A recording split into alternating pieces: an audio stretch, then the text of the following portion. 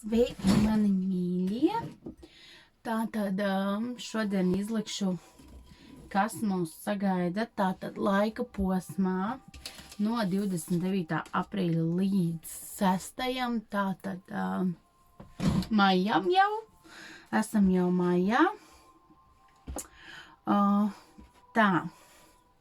Sāksim ar eņģeļa kārtīm. Tātad no 29. aprīļa līdz tātad 6. maijam, ko mums vēlas teikt eņģeļi. Ikdienas, tātad iknedēļas vēstījumā no 29. aprīļa līdz 30.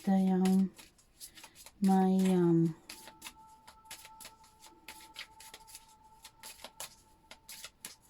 Līdz 30. maijam.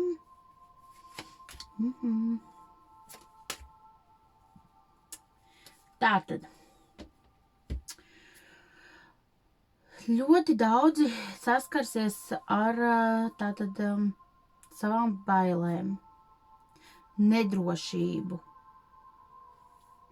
nepārliecinātību. Tātad darbs ar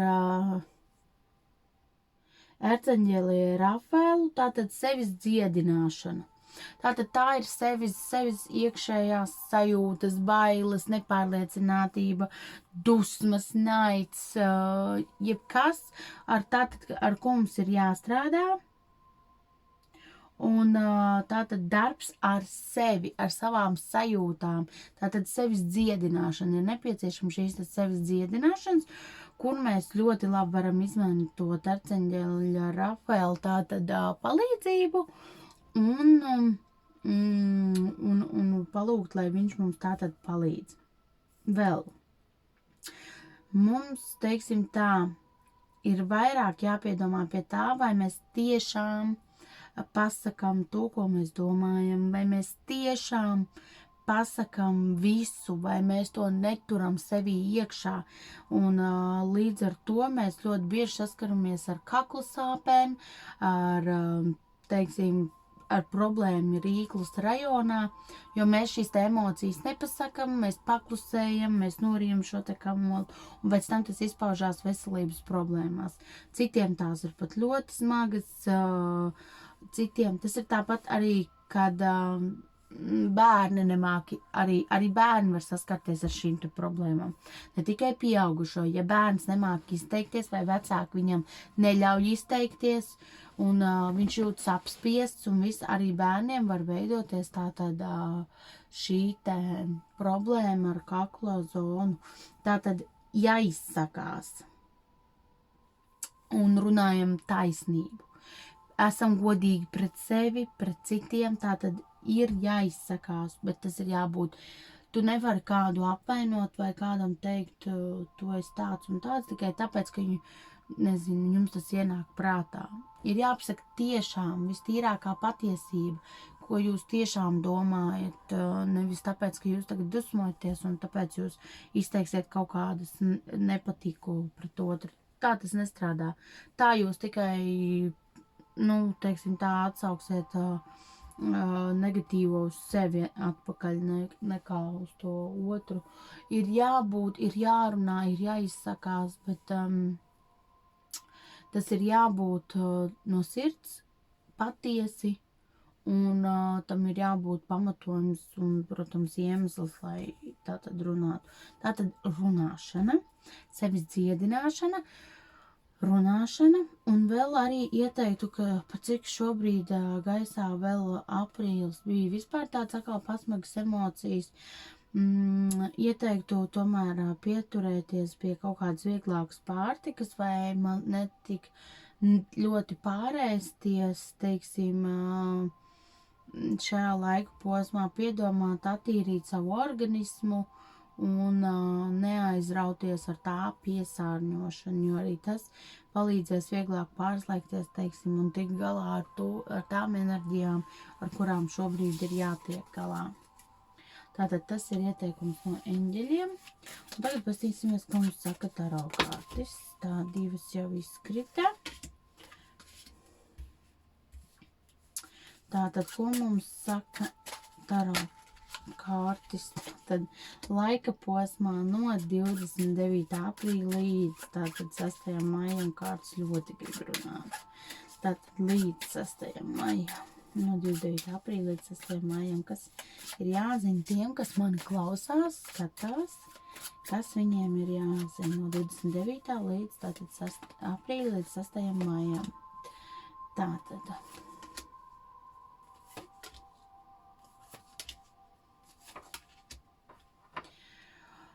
Teiksim tā, cilvēki, teiksim tā, un enerģijas un cilvēks sadalīsies divās grupās.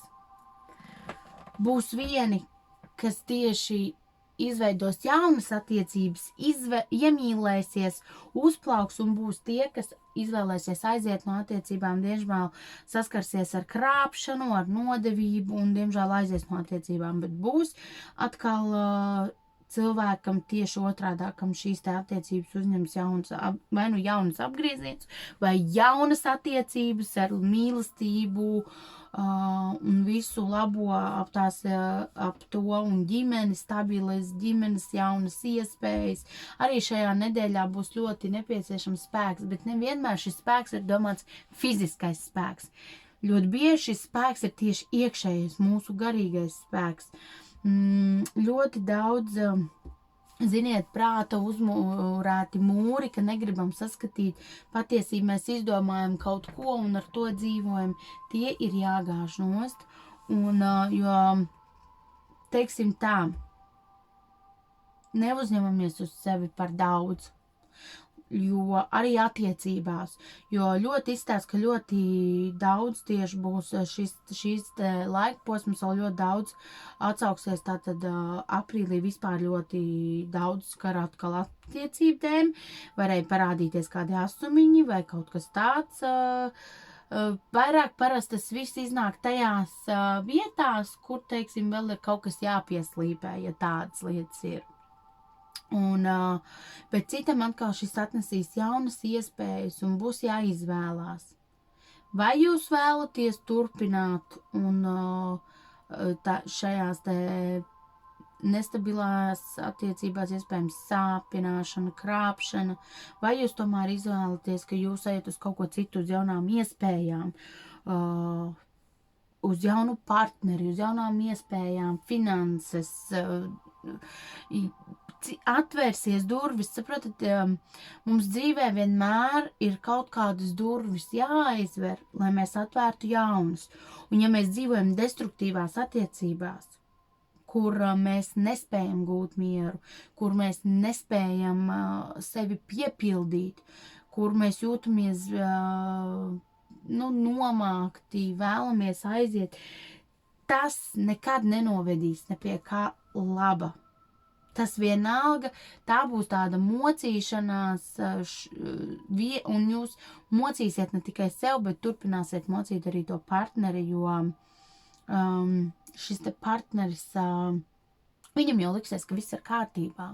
Jo ļoti brieži attiecībās ir šī te problēma, arī, ko es pēdējā laikā ļoti klausos, vienam liekas ir labi, otrs saka nav labi. Un tad ir šis te jātājas ar šī te apsēšanās pie galda un runāšana. Un, teiksim, ja jūs spējat vienoties tomēr abi, kad ir kaut kas jāmaina, ka tomēr nav labi, bet ja tomēr otrs pastāv uz to, kad, cilvēkam izdegt līdz galam nav nepieciešams. Un, jo pēc tam piecelties būs vēl grūtāk. Pēc jebkura kritiena piecelties nav viegli, bet jo šis kritiens būs ilgstošāks un sāpīgāks, jo šī piecelšanās būs ilgstošāka un sāpīgāka jums pašam.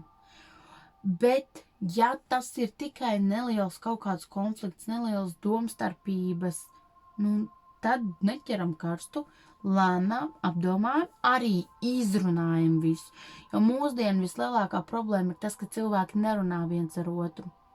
Un izlikties, ka viss ir kārtībā, tas ir pats muļķīgākais. Ir jārunā, ir jārisina, jo izliekoties, ka viss ir kārtībā, šīs te attiecības, jebkuras attiecības, draudzīgas attiecības, partnerattiecības, attiecības ar ģimenes locekļiem, ar draugiem. Arī tās ir attiecības. Un ja viens šajās attiecībās nejūtās laimīgs un otram liekas, ka viss ir kārtībā, nu tā tad kaut kur kaut kas tomēr nav. Un arī tās ir jāmēģina atrisināt. Un visgrūtāk ir šajā strupceļā tad, ja ir viens, kas vēlas risināt, un otrs, kas pilnīgi, mums taču ir viss ir kārtībā, arī ļoti bieži tās ir ģimenēs un draudzīgās attiecībās. Vienai draudzenei liekas, ka viss ir labi, otra saprot, ka nav labi. Jo, tas viss ir jārisina. Un reizēm ir lietas un ir cilvēki, kas ir jāpalaiž un ir jāatlaiž. Jo tādā veidā mēs spēsim atvērt tikai durvis paši sev uz kaut ko labāku, jo ieciklējoties uz veco, mēs netiekam uz jauno.